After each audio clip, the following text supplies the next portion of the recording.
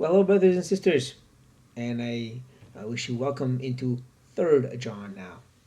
Remember that we're not just doing a study of one book in particular, but we are comparing Third and Second John to see how they're saying the same thing about the same subject, but from different facets or aspects or sides. Where Second John is focused on the danger of heresy, heretics, uh, wrongness, false doctrine coming in. Third John is focused on the fact that it's already inside. So the danger from the outside, danger from the inside. We've already looked at the greetings. Right, a lot of love is being shared for both this Kyria, most probably a church, and her children, most probably the members, and now Gaius, this one guy who's been faithful in his church, just like the children of Kyria. Then slowly we're entering now into the body or the main teaching part of these two epistles, where John will get to the nitty gritty, as they say, the meat and potatoes. He will get into more interactions, but also more specific teaching or laying of commandments. We will see in our passage of Third John the same thing as Second John. He will keep adding instructions. Now, there's other similarities actually that we could see in Second John in a passage that we were in last time, which was verse 4 to 6. John was talking about how love and truth connect together. And we're going to see kind of the same thing here in 3rd John. How love is being played out and lived out, and it's all connected to truth. We also saw how John he heard good news about Kyria and her children, and how that rejoiced his heart. And we will see again good news being heard about Gaius. And there's a third thing, but we're going to get to it when we get into the main body, the main teaching of 3rd John. And we're going to be looking at verse 5 to 8. So he starts with one of his beloved. That's amazing. He already started by calling him beloved. He's saying it again. There's such love going on, right? Again, love in action, just like in 2nd John. Love, so important, even when you're combating false teaching and false teachers. Danger inside and outside the church. So, beloved, it is a faithful thing you do in all your efforts for these brothers, strangers as they are. We'll stop here.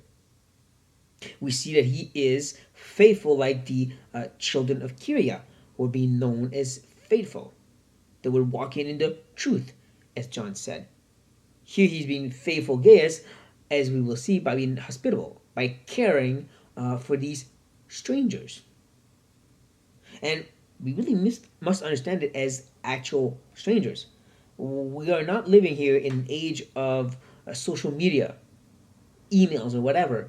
These are strange people that showed up in the church, present themselves as Christian, and even maybe called by God to share the gospel throughout. And Gaius didn't even need to think about it. He welcomed them in, cared for them until they could keep going on their way. I've seen that myself actually. Coming into a strange town, visiting the church, and just because I mentioned I'm Christian, people don't know me, but people were throwing themselves at me to uh, offer hospitality, tell me to stay at their place while I was in town. It's the beauty of Christian love, like Gaius was living out, just like the children of Kyria were faithful in that. He even adds the fact that you do all in your efforts. He's kind of piling synonyms once again, where faithfulness talks about diligence and working, and he adds, said that he's doing it with a lot of efforts. Again, diligence, a lot of efforts being put in by Gaius to care for people he didn't know. He couldn't even be sure of anything about these people, but he still did it out of Christian love. And then he continues in verse 6, who testified to your love before the church. You will do well to send them on their journey in a manner worthy of God. Two ways to understand this verse 6. Now, the first is that they testify within Gaius' church. But the fact that John is writing from somewhere else leads me to believe, feel free to disagree, that these people have had come by, Gaius cared for them, and they continue on their way and ended up coming back to their sending church. A bit like Paul did on his missionary trips. Like he would leave for a few months and then come back to his home church. And that's probably when they testified of his love. That's when John found out of how Gaius had been so hospitable and kind and generous, right? His faithfulness and his efforts and all of that, because they testified in the same church John was in. And then they probably went back on a new missionary trip, and that's when John adds to this. You will do well to send them on their journey in a manner worthy of God. Now, feel free to disagree. Maybe they're still on the first journey. John heard about it. They were saying this in front of Gaius' church. But either way, there's still a sense where what Gaius was doing was being known, was being proclaimed, not to pump up or lift up Gaius, but just to say that his faithfulness was being recognized like the children of Curia. Right? Like Paul's work and Timothy and all the other ones were being recognized. Like Paul will tell some of these churches like Philippi, your faithfulness, your love, or the Thessalonians, how their love for Christ that made them turn from idols to God was well known throughout Macedonia. It was being spoken of, right? The testimony is being heard, just like with Second John. Now, this is when I get to that third point I was talking about, that third similarities between Second and Third John, and that's the fact that he's going to add more, right? Now, in Second John, he said, like, you've been faithful in the truth, these children of Kyria, and then he will say, like, and I add a new commandment, which is technically an old commandment, which is love. But they're probably already living in love, but he's saying, like, push more, which is the same thing Paul says to the Thessalonians. And when it comes to love, I don't need to add anything except keep doing it. And he seems to be saying the same thing now to Gaius. Already in verse 5, making it seem like this guy was really involved and it was an amazing act of hospitality. Not just, here's my spare room, leave me alone. But he was faithful, he put a lot of effort.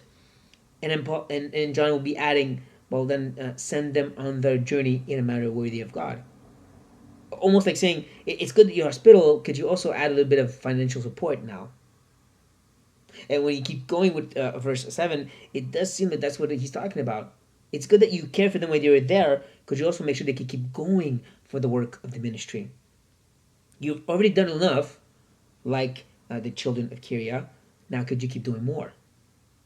Not in sense of legalism or, putting on greater weights because, the yoke of Christ is easy to bear, but in the sense that we're always growing more. We don't become stagnant. We don't just stay as we are. There's always growth because of the Holy Spirit who is alive in us. But here's John saying, it's good. Could you also provide for them? He explains in verse 7, for, this is why, they have gone out for the sake of the name, accepting nothing from the Gentiles. They're doing this for Christ, to proclaim the name of Christ everywhere they could do it. Now that second phrase, accepting nothing from the Gentiles, could also mean, in a more harsh way, that they were rejected by the Gentiles. That could be the idea of not accepting nothing. It'd be more like they were not accepted by the Gentiles. That's another way the Greek text could be going. And it would make more sense because he's saying like they really left with nothing, even to the point that their own family and their city rejected them. A bit like with the Thessalonians. When they converted, we read it in the first and second book, they were really rejected by the rest of the people. They were looked upon with disdain. And it's possible that these people, same thing when they came to Christ as Jesus had promised, there was division within their own family, within their own city and friends. You crazy, you became a Christian, get out. They were rejected. They were given nothing but Gentiles. They left the one idea. Well, then we will share Christ in the next city, right? Like Jesus commanded us. Shake up the dust. Go to the next city. And this is why John is saying, because of this kind of just willingness to disconnect and to say, God will provide and we'll go. Please be one of those who provide. And he will end this by saying, therefore, right, because they had nothing from the Gentiles, their own family, therefore, we ought to support people like these. That, here's the reason, we may be fellow workers for the truth. Do you see the unity that John is putting forward? We see the same kind of thing with Paul interacting with the church of Philippi in Philippians, talking about how he had received at least twice, or maybe three times, love offerings from them. And he's saying, because of this, it's like you're participating and becoming even part of my ministry. I'm out there preaching, but because you gave me money, I could do that more focused and didn't have to work as much. And we see that in Acts chapter 18, when Paul ends up in Corinth right after Philippi. And at first he has to work his typical job of making tents. But then when Timothy shows up with Silas and a love offering from the Philippians, probably, like he says in Philippians, he starts preaching now every day instead of just weekends or at nights. He starts preaching now all the time because he has a love offering that made it possible so he could be more in depth. So they became fellow workers of the truth with Paul, even though they were staying in Philippi. And this is what John is getting at too. Guys, stay in your city, serve within your church, but by giving these guys support, by associating them with them, and even that expression, support, therefore we are to support. It's really an idea of taking under your wing and assuming the care of.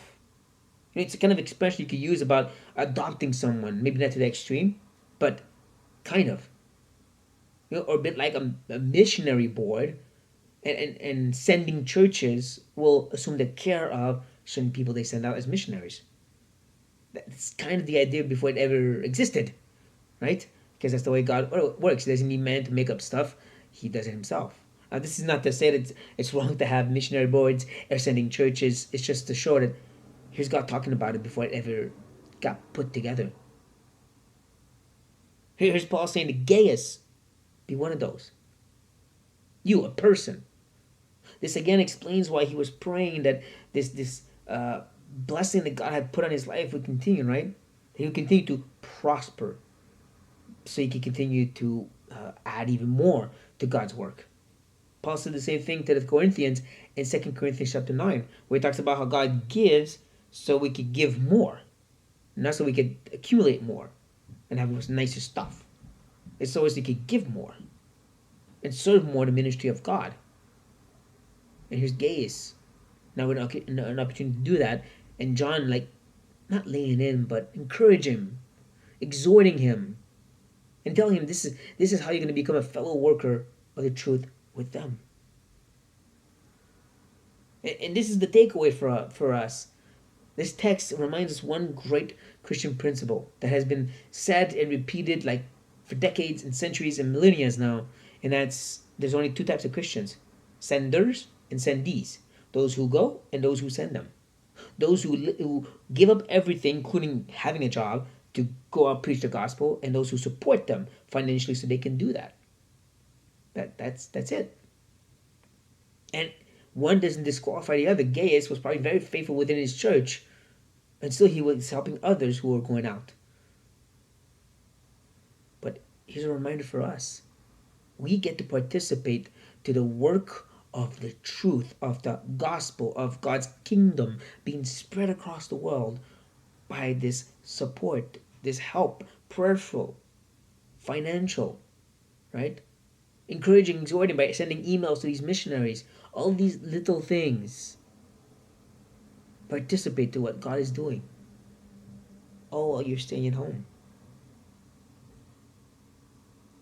Well, one great family working together. Think of Nehemiah and Ezra, especially in the book of Nehemiah when they're rebuilding the walls. And everybody's doing their part, and everybody's rebuilding a part of the wall. And everybody's sharing in the effort, and everybody's like lack of sleep, and some are staying up at night with weapons, and everything being done so they can rebuild the great city of Jerusalem, the temple, and restart worshiping God as they should. That's what we're talking about in a very spiritual way.